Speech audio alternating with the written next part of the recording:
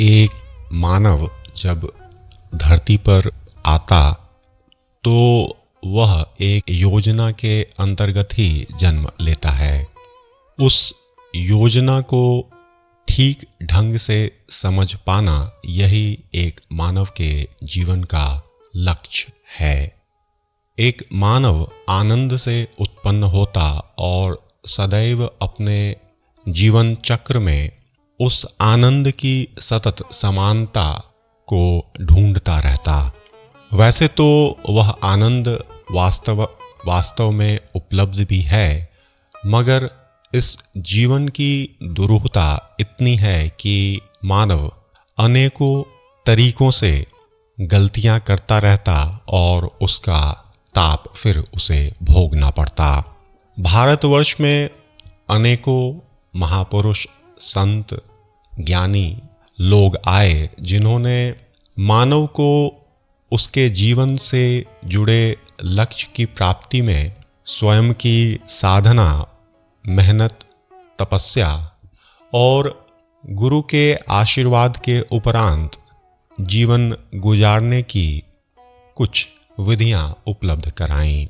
उनमें से एक महापुरुष हुए जिन्होंने जीवन को सुचारू रूप से चलाने के लिए एक सिद्धांत को हम सभी के लिए समझाकर रख छोड़ा है। उस सिद्धांत का नाम है स्वधर्म पालन। यह स्वधर्म पालन एक निश्चित तरीके से जीवन गुजारने की कला का ज्ञान हमें बताता और निश्चित रूप से लक्ष्य प्राप्ति की बात भी कहता। ठीक इसी प्रकार का ज्ञान भागवत गीता में भगवान श्री कृष्ण ने भी दिया है, जहां उन्होंने बताया कि एक मानव उचित कर्म करे, उचित कर्म के उपरांत उचित उपासना करे और इसके उपरांत स्वतः उसके हृदय में ज्ञान का आलोक आएगा। और भगवान श्री कृष्ण ने इन तीनों वर्गों को कर्मयोग, भक्ति योग और ज्ञान योग का नाम दिया। आज 21वीं सदी में चीज़ें बहुत कुछ बदल गईं और उसके अनुरूप मानव का रहन सहन, खान पान और दिनचर्या में भी अनेकों उतार चढ़ाव आ गए हैं।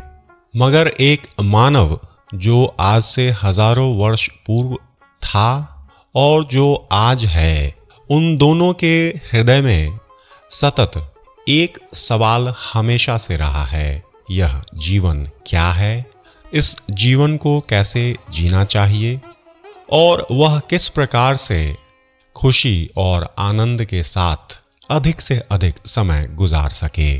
मानव इस लक्ष्य की खोज में सतत लगे हैं।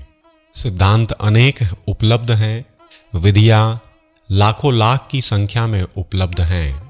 उन लाखों करोड़ों विधियों में से एक जिसको श्री शिवपुरी बाबा ने 20वीं शताब्दी में स्वधर्म नाम से इस संसार को दिया, हम उस विधि के द्वारा जीवन रहस्य की गुत्थियों को निष्कंटक करने का प्रयास कर रहे हैं।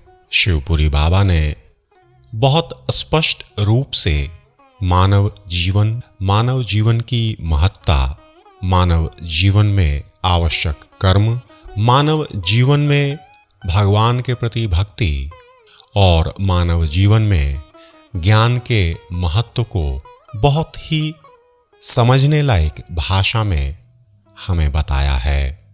उन्होंने कहा कि एक मानव जो कुछ भी करे उसके अंदर वह नियमित रहे और समय का सम्मान करता हुआ उस कर्म को करे।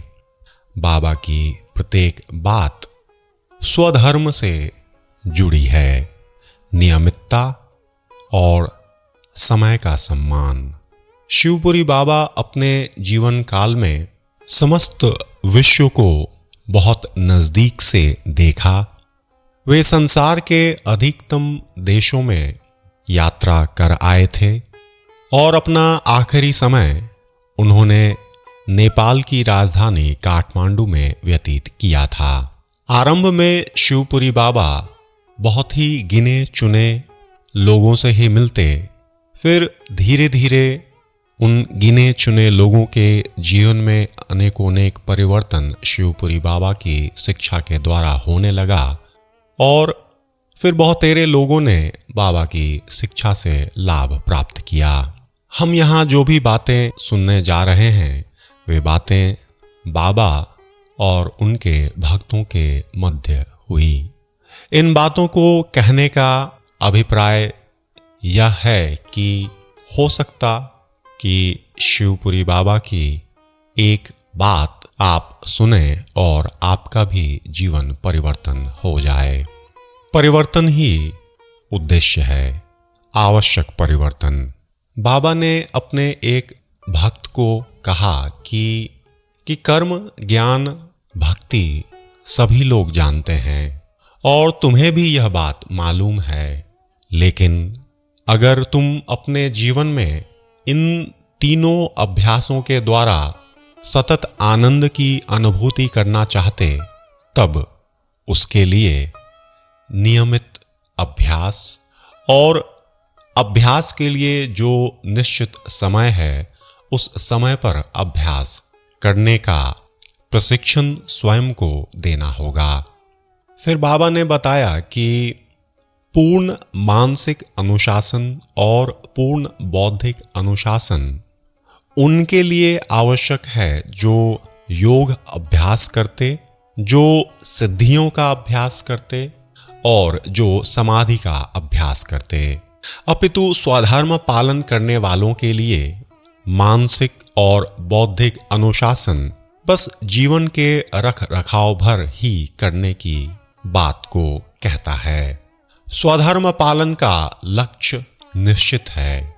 जैसा श्री कृष्ण ने अर्जुन को बताया कि कर्म, भक्ति और ज्ञान के द्वारा अर्जुन आंतरिक शुद्धता को प्राप्त कर सकेगा और तब उसका अंतर्मन सदैव भगवान के ऊपर ही लगा होगा और मन का भगवान के ऊपर लगे रहना ही एक स्रोत है जिससे मानव निष्कलंक जीवन प्राप्त कर सकता है।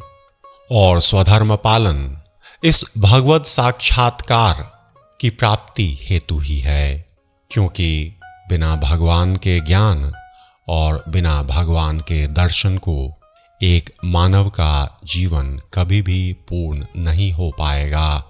भारतीय मनीषियों, महापुरुषों, संतों, ऋषियों, तपस्वियों ने हजारों हजार वर्षों से शास्त्र के द्वारा इस बात को सिद्ध भी किया है। फिर शिवपुरी बाबा ने बताया कि स्वयं के दिमाग को प्रशिक्षित करना है। प्रशिक्षण तो वृहत है, लेकिन दिमाग कहाँ है और उस स्थान की सचेतनता मात्र ही सर्वश्रेष्ठ प्रशिक्षण है। दिमाग और उसके सेवक अर्थात इंद्रियां, उन इंद्रियों को ठीक दिशा में सेवा देने के लिए सर्वप्रथम मस्तिष्क क्षेत्र का व मस्तिष्क का चेतन भाव से दर्शन करना आवश्यक है।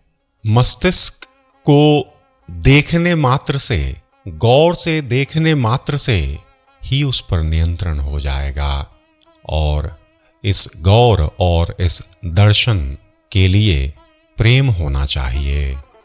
हम साधारण मानवों का दिमाग बाह्यगामी होता है। अनेकों इच्छाओं, क्रोध और अनियंत्रित काम वासना के कारण यह शरीर बहुत तरीकों से दुख पाता है। इन तीन समस्याओं के नियंत्रण के लिए अगर मानव एक क्षण रुककर प्रेम पूर्वक स्वयं के मस्तिष्क का दर्शन कर ले तो वह स्वयं को अनेकों ताप से बचा सकता है।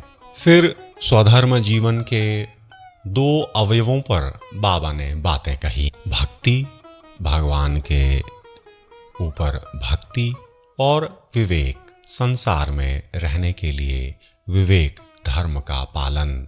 बाबा ने कहा कि विवेक मानव के लिए आज का भोजन है और भक्ति कल का भोजन है, और उन्होंने दोनों की समान महत्ता समझाई। उन्होंने यह भी कहा कि अगर दोनों में से एक को चुनना हो तो भक्ति को चुन लो, क्योंकि इसी के माध्यम से तुम्हारा नामांकन आध्यात्मिक संसार में होगा, और फिर आगे भक्ति और विवेक दोनों के उचित पालन से आप भगवान के साम्राज्य व भगवान का दर्शन भी प्राप्त कर सकेंगे।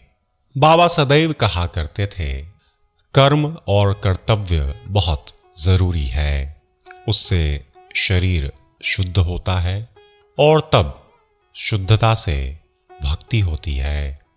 कर्म कर्तव्य इसलिए आवश्यक है क्योंकि इस ब्रह्मांडीय योजना में प्रत्येक मानव एक कर्म और आवश्यक कर्तव्य के लिए ही आया है, और उस मानव के कर्तव्य और कर्म से यह समस्त ब्रह्मांड चलायमान है।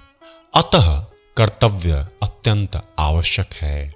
इसलिए बाबा सदैव कहते थे कि तुम जो कोई भी काम करते हो उस काम को बहुत अच्छे से करना चाहिए, पूरे मनोयोग से उस काम को करना चाहिए, पूर्ण चेतनता और होश से उस काम को करना चाहिए, क्योंकि मानव द्वारा किए जाने वाले कर्म और कर्तव्य को भगवान क्षण क्षण देख रहे होते हैं। वह कर्म कर्तव्य आधार है जिसके द्वारा भगवान मानव को सुख, समृद्धि, वैभव, ज्ञान, भक्ति और जीवन के लिए जो भी आवश्यकताएं हैं उसकी पूर्ति करते हैं। बाबा कहा करते थे, आनंद पूर्वक भगवान का स्मरण अच्छा है, अपितु दर्द के साथ भगवान का स्मरण और भी अच्छा है। मानव के प्रत्येक कर्म और कर्तव्य का एक मूल्य भी निश्चित है।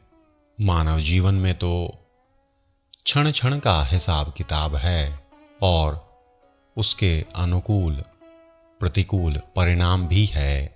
बाबा कहते कि स्वधर्म पालन करते हुए अनेकों बार उत्तेजनाएं होंगी, लगेगा कि कुछ घटित ही नहीं हो रहा, फिर भी कर्म, भक्ति और ज्ञान का आलोक संजोकर चलते रहना चाहिए, क्योंकि पीछे भगवान कुछ नया निर्मित करने की तैयारी में आपको मदद अवश्य कर रहे हैं। दिमाग को एक निजी अभयारण्य के रूप में स्वीकार करना चाहिए, अर्थात उसके द्वारा आवश्यक पेशेगत कर्म और परिवार समाज के लिए जो भी अनिवार्य कर्म है उसको करने के उपरांत खाली समय में निजता में भगवान का स्मरण होना चाहिए। शिवपुरी बाबा कहते थे कि मानव अगर जीवन की समस्या को हल कर ले इस अनुशासित स्वधर्म पालन के द्वारा, जो कि सुनने में तो कठिन नहीं लगता, सरल लगता, मगर कठिनाइयां होंगी, पर यह भी निश्चित है कि इन कठिनाइयों के पार फिर मानव के जीवन में कोई भी समस्या नहीं आएगी। मानव घुट घुट कर जीवन जीने से मुक्ति पा सकेगा और स्वधर्म पालन के द्वारा यह योग निश्चित रूप से होगा। एक जीवन को समझने के लिए बहुत सारी बातों को समझना पड़ेगा। इसलिए गुरु शिष्य परंपरा में विद्यार्थियों को अनेकों वर्ष गुरु सानिध्य में रहना होता, ताकि वह देख देख कर जीवन को किस प्रकार से व्यतीत करना है यह सीख सके। शिवपुरी बाबा कहते थे, कभी भी किसी के भी द्वारा कोई भी चीज स्वीकार करने के बाद उसका निश्चित मूल्य अवश्य उसे चुका देना चाहिए, अन्यथा एक अन्य बोझ के साथ आप जीवन गुजारने को विवश होंगे। ऐसी और भी अनेकों बातें हैं जो हम साधारण मानव के जीवन को, उसकी गुणवत्ता को पारिवारिक, सामाजिक और वैश्विक समरसता को बढ़ाने में अत्यंत कारगर साबित होगा। हम इस श्रवण को जारी रखेंगे। अभी इस स्थान पर एक विराम की बेला आ गई है।